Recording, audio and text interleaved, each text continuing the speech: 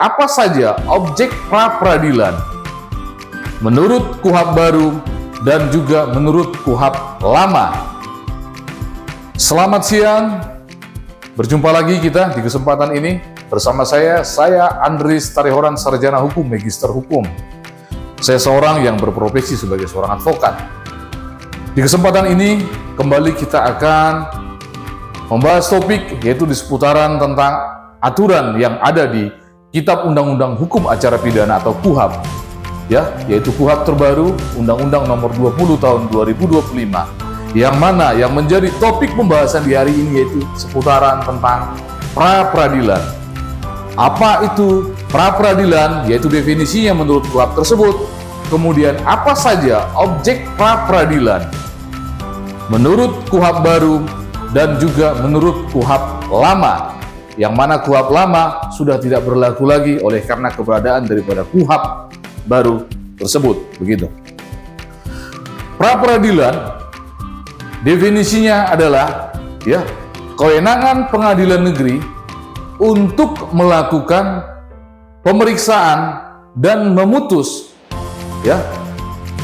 keberatan yang diajukan oleh tersangka, keluarga tersangka atau keluarga tersangka, kemudian korban atau keluarga korban, kemudian pelapor, atau juga advokat maupun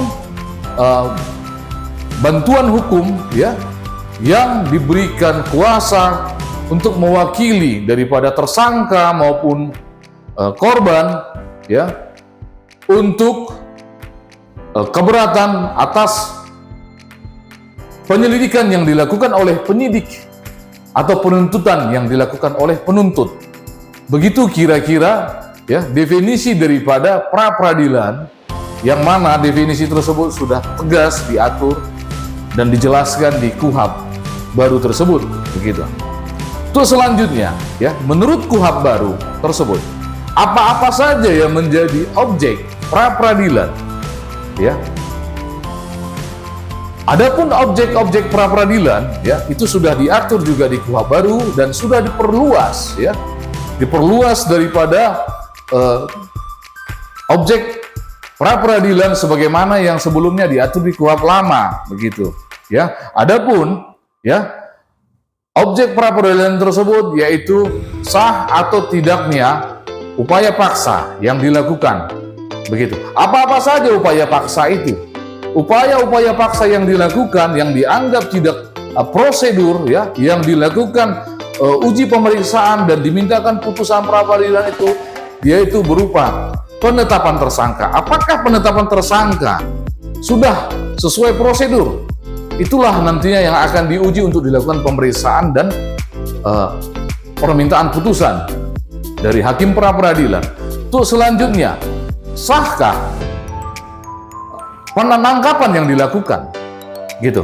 Kemudian sahkah atau tidak sahkah penahanan yang dilakukan, Kemudian pengembangan daripada objek pra-peradilan berupa pemblokiran. Apakah pemblokiran yang dilakukan itu setelah sah atau sudah sesuai dengan prosedur? Kemudian penyadapan. Apakah penyadapan yang dilakukan itu sudah sesuai dengan prosedur? Kemudian penyitaan, penggeledahan, kemudian larangan untuk keluar dari wilayah negara. Apakah penetapan-penetapan itu sudah sesuai dengan prosedur?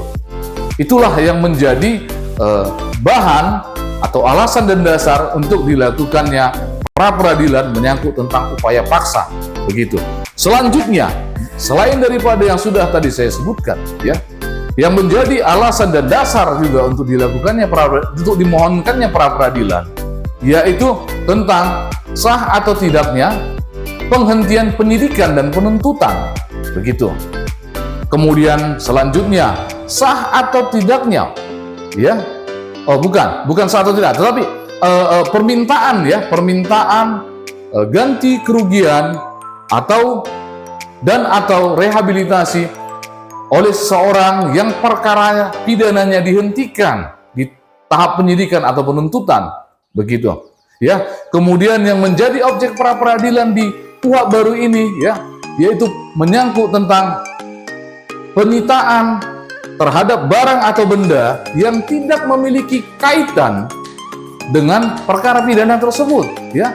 Ini bagian daripada perluasan objek pra peradilan. Jadi jika ada yang merasa bahwa barang atau benda kita dijadikan disita sebagai barang bukti, ya, yang kita anggap itu tidak ada kaitan, maka kewenangan daripada kita untuk mengajukan pra peradilan, begitu.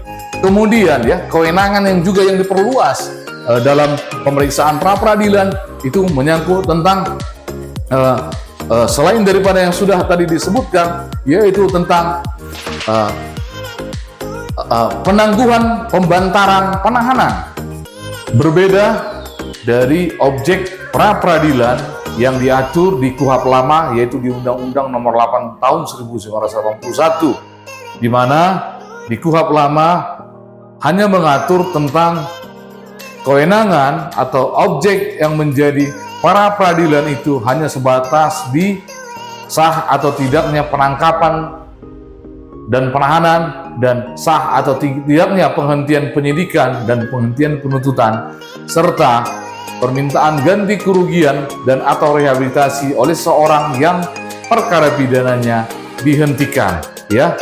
Dan juga adanya, ya, perluasan tentang objek pra peradilan berdasarkan putusan MK yang akhirnya, ya, diakumulasi dan ditambahkan serta ditetapkan dalam undang-undang terbaru, yaitu Undang-Undang Nomor 20 Tahun 2025 tentang KUHP, yang memperluas daripada wilayah atau objek pra peradilan.